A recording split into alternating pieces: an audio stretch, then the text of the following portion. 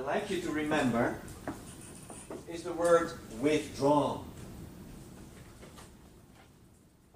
Such a contract results in a bookkeeping label in Washington on an account in a bank in Washington. This money is earmarked to go to Laos. And such a contract results in the right of Laos to send an email to withdraw the money. And then after that, that is Schedule 1, so maybe we go to Schedule 1.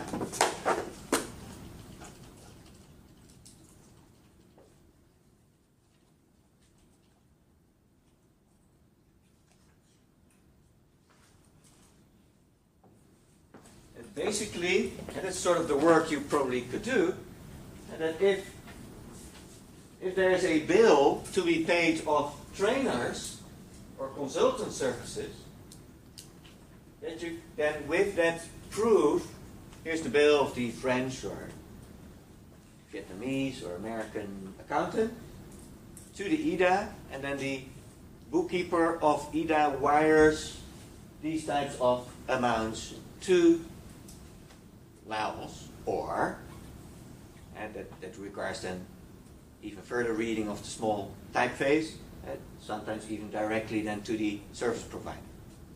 But that's the sort of detail.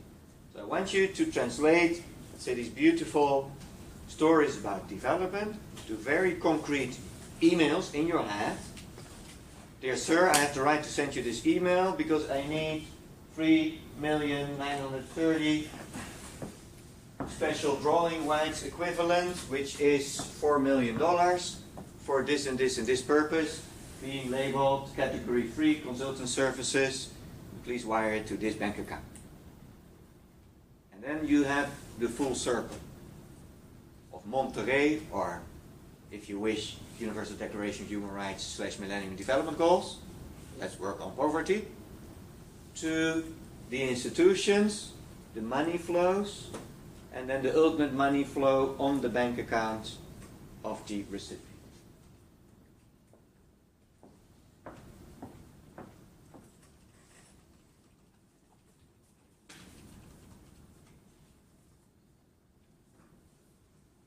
At the same time, this is sort of mini class in contract drafting, because it's just a few words that trigger this.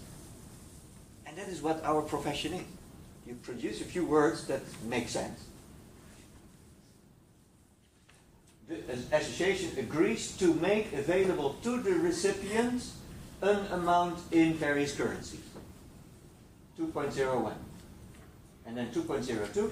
The amount of the grant may be withdrawn, I would say by the recipient, from the grant account in accordance with the provisions of Schedule 1. And then you type Schedule 1, you make it very concrete. This money for this, as if you're a parent with a child, so clothing money, telephone money, travel money, as simple as that. Job done. 500 euros per hour for a few words. This is your profession, ladies and gentlemen.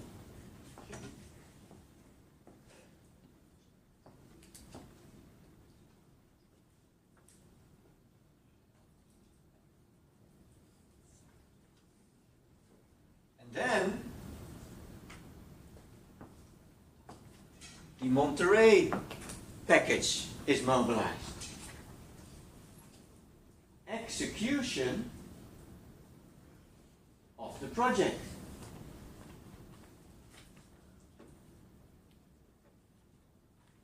The recipient agrees and commits to execute the project, not as it deems fit on the Monday morning it wants to start. No, according to the next 600 pages that in detail dictate how the project should be executed in terms of indigenous rights, material, environment, natural resources, and so forth. They are part of the contract. So what happens if you kick out the indigenous people not according to the schedule. In contract law terms, how do we call that? Failure to meet obligation. Failure to meet the obligations, violation of the contract, non-performance on the contract. So we have various words, but basically you violate the contract, contracts are binding, and then you have remedies.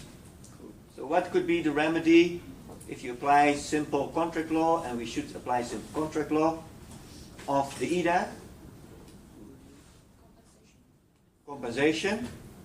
And in practical terms, what is then the sort of first type of action they could do?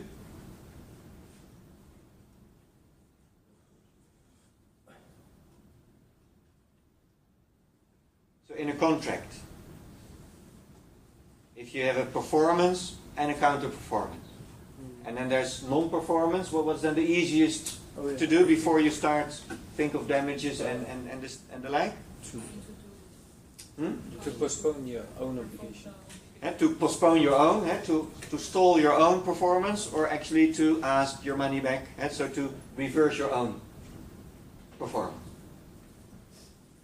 And so you rent an apartment and you pay rent. If you stop renting, if you stop paying rent, your landlord will block you of his performance being allowing you to enjoy the apartment, which in technical terms means another lock so that you're not getting in. And so the EDA then can ask the money back. So the framework, the legal framework to ensure that those hundreds of pages of beautiful conditions where people talk negatively about, like, well, you know, they do not adhere to it and they're corrupt and blah, blah, blah. That's not true, because it's contract law. And then you just pick up the phone, Washington calling, and then, I want my money back because you're not complying with schedule ABC dots, paragraph A, and so forth. And that is something a recipient doesn't want, because no one wants to have a half-finished hydroelectric dam somewhere. So here you see how contract law helps to create a sort of enforcement mechanism that makes originally labeled as soft law guidelines and obligations of the Monterey package into, I would say, hard law obligations, especially if you take into account next week's topic, week 4 topic of dispute settlement, where one of the other Bretton Woods institutions is this arbitration court in Washington, D.C., where you have to appear then as Laos when one of those participants are complaining. Because if this contract fails, then the whole project threatens to collapse. Because if this money is not there, then a commercial party cannot be paid, and maybe the EDA is not going to the dispute settlement mechanisms, but all the other parties, like your ING and the Fortis and this French bank and the Krung Thai Bank and the Bangkok Bank and the Thai Military Bank and the Siam City Bank, you know, they're not in Washington, D.C. They invested also in the project, and they want the dam, otherwise there's no electricity. So then you all of a sudden get a pressure, not just because of the EDA wants it, but because of 100 other parties want the project to be successful. And then all of a sudden, lousy dictators somehow start to move according to the Monterey package. Because if it completely collapses, then one thing is for sure, that then they are kicked out in most cases. Because there are other generals or other... And so if we put the worst case scenario that we read in the reflections on development project.